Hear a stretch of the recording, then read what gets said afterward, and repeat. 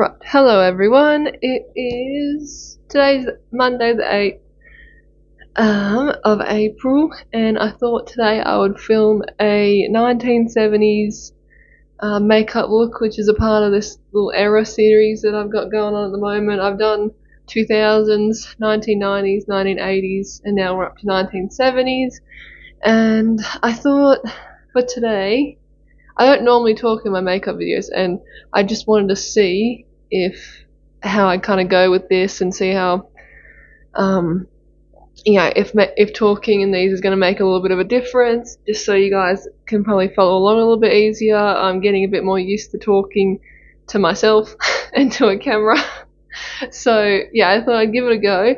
I'm just going to kind of jump back and forth. Okay, I'm going to put foundation on, and then I'm going to do a bit of contour and concealer, and then put powder on. I'll film myself doing that, and then I can come back and kind of talk you the next step, because things like that do not take very long. You can use whatever products you've kind of got at home for these looks, and I don't need to explain every single step because most people already on here have a basic idea of the order of which things go.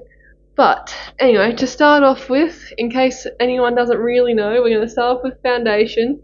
If you have oily skin, you can use a primer as well as dry skin. So I know it kind of depends, right? I know some people say, like, if you got oily skin, don't use a primer, but use something that's for oily skin. And if you got dry skin, use a primer that's for dry skin. I don't normally use a primer because normally with these looks, I do them for the video and then I take them off, so there's not really any use of me putting something on as a base if I'm not going to wear it for the whole day. But I suggest find yourself a primer that is good for your skin type, because everyone should probably use primer if they're going to be wearing it all day, so it will help it stay on. But it's not necessary. I don't know, I don't use it too often because I never normally keep it on, like I said. So but it's up to you guys. So yes, we're going to start with foundation, and then we're going to do contour and concealer. Concealer is always on your forehead, down your nose, maybe on your chin, on your cheekbones, just the parts that your face that normally catch the most light. Contours obviously in the hollows of your cheeks, can always do your nose. Even doing contour in your eye here and here can add a bit more depth and stuff too. So it all depends, but that's what I'm going to do, and then I'll come back and talk you through the next step.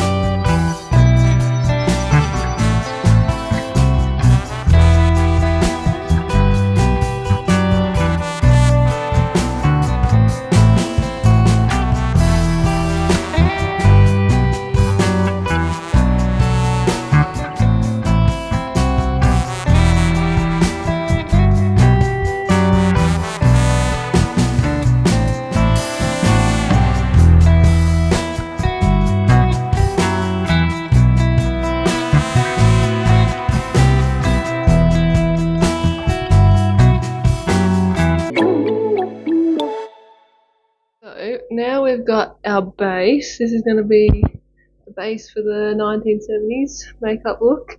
So with the blush, you might have seen that I put a lot on because in the 1970s it was very big to just have lots of blush, and it was kind of almost like the 80s with kind of brighter colours, and there was also a mix of kind of your darker browns and stuff too.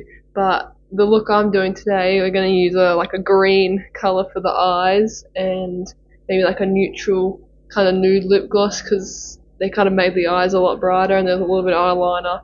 Brows, I'm not sure, I think that was kind of a mix of thin and thick.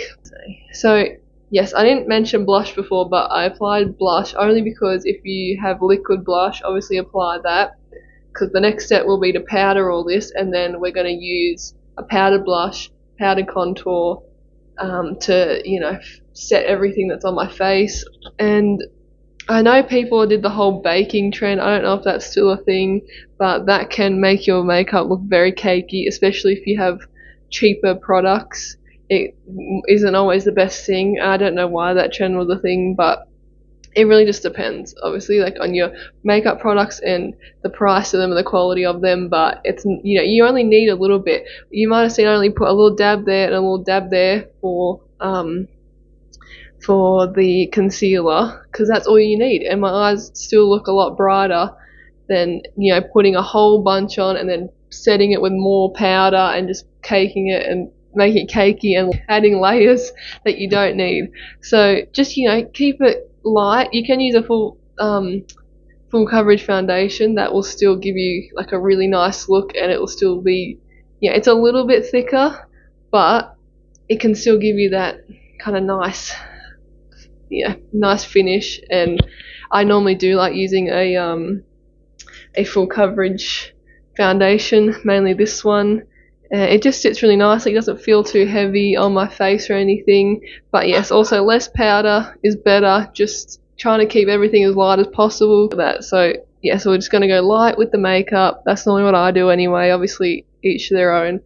But yes, we're going to move on. We're going to set everything like I just said, and then when I come back again, I'll talk you through the eyeliner, the eyeshadow quickly, I should say, and then we'll do the lips, and basically we'll be done with this look. It doesn't take that long. It's good for a Halloween costume or a party or something, so if you want to follow along. But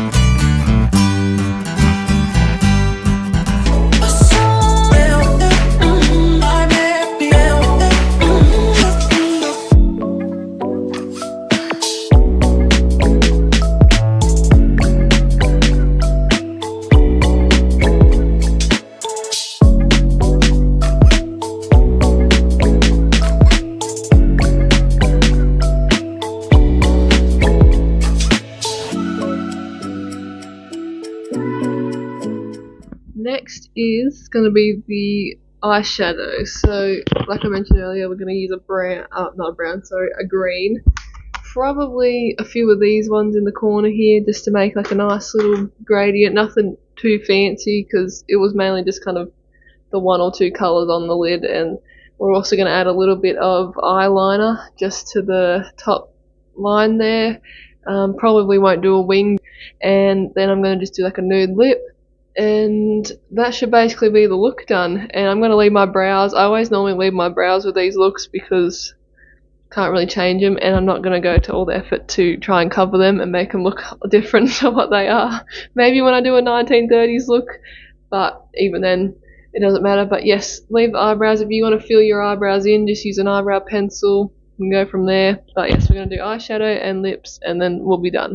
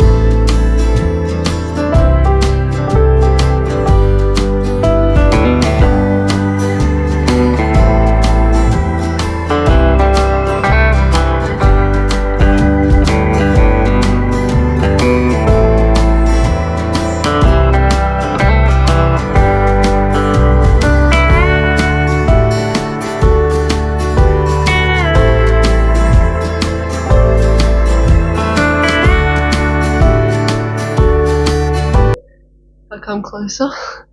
You can see a few different shades of green. I got my eyeliner on, some mascara, added a little dot, got like this bronzy coloured lip gloss because I couldn't find my matte lipstick, so this is close enough.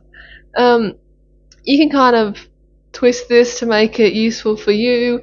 Obviously, use different eyeshadow, use different lipsticks, different bases, just play around with it until you can, come up with something similar to this. Or always look up photos because there's a lot of stuff on the internet you can reference from the 70s. So this is just, a little bit of a glam version of 1970s makeup. I hope you enjoyed it. Also, disclaimer, which I probably should put at the start, but this can just go at the end. I did study makeup at, like an art school. I have a certificate in beauty and makeup and stuff, so I'm not just coming on here saying stuff willy-nilly out of thin air.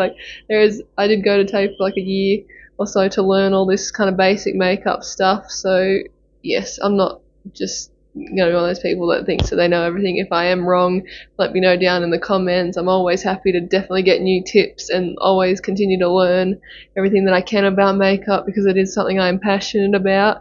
And yeah, just these videos are just kind of supposed to be helpful. It's not, you don't have to follow it step by step. Just use it as kind of an inspiration or a little guide just to get you started. And yeah, if any of my information is wrong, like I said, correct me. But yeah, so I hope you enjoyed this video. I hope you enjoyed the talking. If you want me to talk a little bit more in these, in between the steps and stuff, just explaining what I'm doing, let me know, because I don't mind doing this. I just don't want to be talking the whole time I'm doing my makeup. I like, breaking it up a bit. But yes, let me know, and I will see you in the next video.